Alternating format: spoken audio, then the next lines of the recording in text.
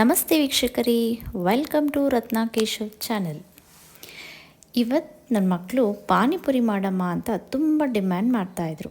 ಅದಕ್ಕೆ ಈ ವಿಡಿಯೋದಲ್ಲಿ ನಾನು ಮನೆಯಲ್ಲಿ ರುಚಿಯಿಂದ ಕೂಡಿದ ಪಾನಿಪುರಿನ ಯಾವ ರೀತಿ ಮಾಡಿದೆ ಅನ್ನೋ ವಿಡಿಯೋನ ಶೇರ್ ಮಾಡ್ತಾ ಇದ್ದೀನಿ. ಸೊ ದಯವಿಟ್ಟು ವಿಡಿಯೋ ನೋಡೋದಕ್ಕಿಂತ ಮೊದಲು ನನ್ನ ಚಾನಲ್ಗೆ ಸಬ್ಸ್ಕ್ರೈಬ್ ಮಾಡಿಕೊಂಡು ನೋಡಿ. ವೀಕ್ಷಕರೇ, ವಿತಿನ್ 10 ಮಿನಿಟ್ಸ್ನಲ್ಲಿ ಈ ಪಾನಿಪುರಿ ನಾನು ಮಾಡಿದೆ. ನಾನು ಜಾಸ್ತಿ ಇಂಗ್ರೀಡಿಯೆಂಟ್ ಬಳಸಿಲ್ಲ, ಸ್ವಲ್ಪದರಲ್ಲೇ ಮಾಡಿದ್ದೀನಿ. ಕ್ವಾಂಟಿಟಿ ಕೂಡ ಕಡಿಮೆ ಮಾಡಿದ್ದೀನಿ. 3 ಆಲೂಗಡ್ಡೆನ ಸಿಪ್ಪೆ ತೆಗೆದು ಓವನಲ್ಲಿ ಬೇಯೋದಕ್ಕಿಟ್ಟೆ.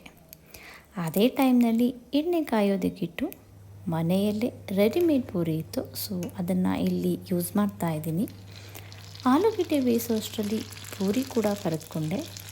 ನಂತರ ಪಾನಿ ಮಾಡ್ಕೊಳ್ಳೋದಕ್ಕೆ ಕೊತ್ತಂಬರಿ ಸೊಪ್ಪು, ಹಸಿಮೆಣಸಿನ್ಕಾಯಿ, ಪುದೀನ ಸೊಪ್ಪನ್ನು ಮಿಕ್ಸಿಗೆ ಹಾಕ್ಕೊಂಡು ಪೇಸ್ಟ್ ಮಾಡಿಕೊಂಡು ಎಷ್ಟು ನೀರು ಬೇಕೋ ಅಷ್ಟು ಹಾಕ್ಕೊಂಡು ಅದಕ್ಕೆ ಹುಣಸೆ ರಸ ಕೂಡ ಹಾಕ್ಕೊಂಡು ಅಡ್ಜಸ್ಟ್ ಮಾಡಿಕೊಂಡೆ.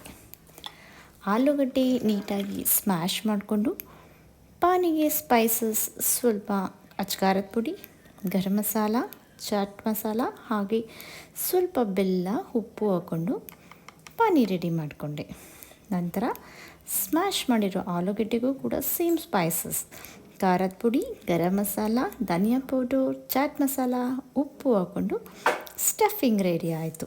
ಸೊ ಈಗ ಮನೆಯಲ್ಲೇ ಮಾಡಿದ ರುಚಿಯಿಂದ ಕೂಡಿದ ಪಾನಿಪುರಿ ರೆಡಿ ಟು ಈಟ್. ಈ ವಿಡಿಯೋ ನಿಮಗೆ ಇಷ್ಟವಾದಲ್ಲಿ ನನ್ನ ಚಾನಲ್ಗೆ ಸಬ್ಸ್ಕ್ರೈಬ್ ಮಾಡಿ ಹಾಗೂ ಲೈಕ್ ಮಾಡಿ friends. Thank you for watching.